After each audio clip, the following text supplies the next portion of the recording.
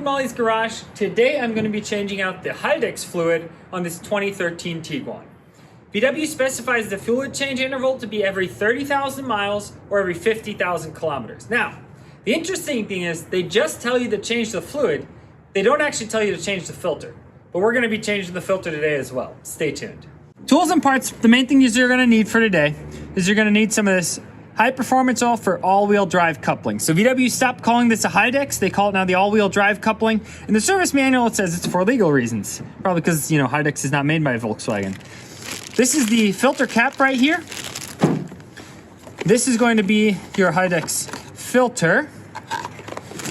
The kit that you ordered this from when you buy from FCP Euro comes with this little fill plug as well, and the drain plug. Finally, the last thing that you're going to need is some way to pump that fluid into there, and for that I'm using this GSG service tool. Just make sure that the fluid's cleared out of the lines. As always, I'll have part numbers and links for all of this in the description below. To change the Haldex fluid, you're going to need to access the rear of the vehicle, and as you can see, I already have it jacked up. I just jacked it up on the pinch welds there on the jack point, so I'll show you that here. Right here's the rear. You can see that's the reinforced area of the pinch weld, so that's where I placed the jack stand, and on the front I did the same thing. With the vehicle on jack stands, before you get underneath it, you'll want to make sure you give it a good shaking. Obviously, it's your responsibility to make sure it's jacked up correctly, but this is always my little technique to make sure it's not going to fall off. All right, now let's crawl underneath. Here we are underneath the vehicle. That's looking to the rear right there where that jack is.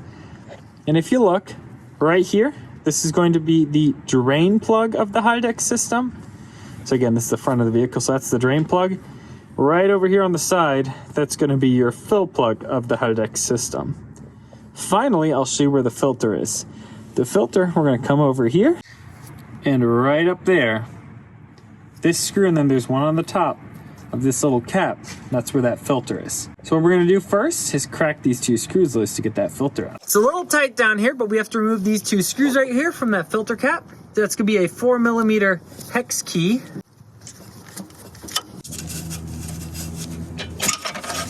All right, number 2 cracked loose. Now we just gotta pop off this filter cap. Oh, look at that, it's already loose. Just make sure that you have an oil pan ready, and now we gotta pop out that filter. So there's 2 ways we can do this. So we can just pry on this little white thing with some pliers, or you can start the car for a split second and it'll push it out. So I'm gonna first try to pry on that. If it's not coming out, then I'm gonna start the vehicle for just a split second. So I'm gonna first try to pry this one out, like I said. I'm just gonna grab it here and try to pry against this housing right here.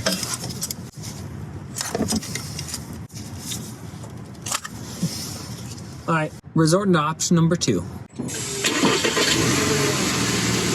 Okay, as you can see, just pushed out that filter just a tad right there. Pushed out a little bit of fluid. That is, of course, no concern. We're replacing that anyways.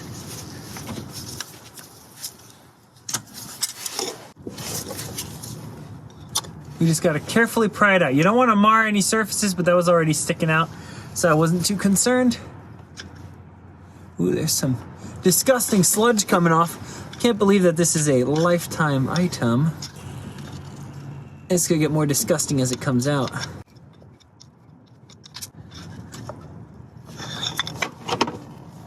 Okay, and then that filter's just in there. I'm gonna carefully reach in and pull that sucker on out.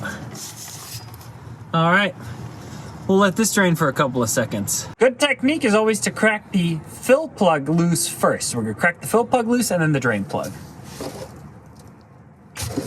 There we go.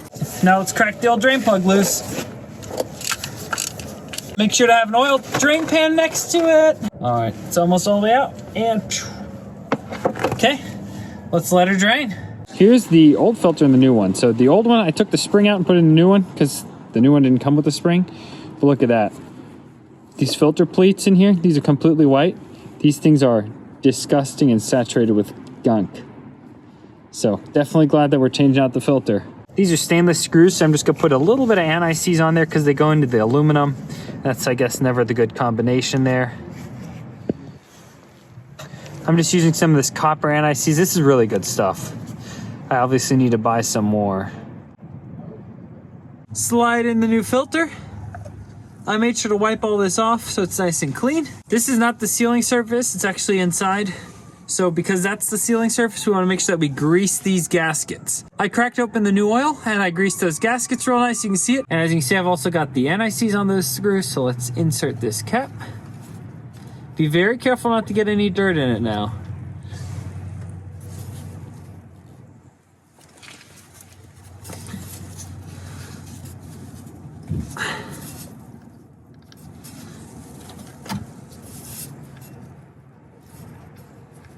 I'll work this cap in a little bit more. See how far I can get it. That's about it. Now we'll just do these screws by hand and then we'll finish them off with that 4mm. Make sure you always start them by hand. These go into aluminum housing.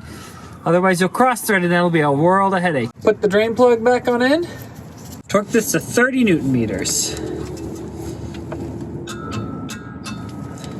And these get torqued to 6 Newton meters or just nice and snug with one of these small Allen keys. It's just holding this in. You're not actually sealing anything because that seal is inside. So you just want it to not fall out. So just get it nice and snug. That's good. Okay, this kit works pretty straightforward. So all that you got to do is you insert this into the bottle, tighten it down. This is your valve where you blow air into, and then this gets inserted into the fill plug in the transmission. So the vehicle has to be level for this, but you want to fill it up so that the fluid just starts rushing out the bottom here. When the fluid is between 20 and 40 degrees Celsius, because fluid obviously expands when it gets warm. So I've warmed my fluid up inside. I know it's at the top end of that temperature because it's a little cooler outside right now. So that'll work. I just measured it with a thermometer and we're gonna now fill it up. Got the little fill tube in the fill hole right there. Now we're just gonna have someone else apply some air pressure and we're gonna slowly fill this thing on up. We didn't use air pressure to push that fluid out. As you can see, we just squeezed the bottle. It works very well as well. If you don't have this kit, you could also just use a syringe with a hose. So we filled in pretty much most of the liter there. So just pulled off that hose. We're gonna let it run out. Again, like I said, that fluid is nice and warm. It needs to be between that 20 and 40 Celsius. There's also a way that you can read it off with VAG-COM inside. I didn't catch it on camera, but I waited until the fluid draining out was just a dribble, and now we can screw the fill plug back in. And this bolt gets torqued to 15 Newton meters. Another quick little pro tip. So when you guys are working on changing that fluid in that 4-motion coupling, I highly recommend also changing the diff fluid. I'll have another video for that, and I'll link it below. Thanks for watching.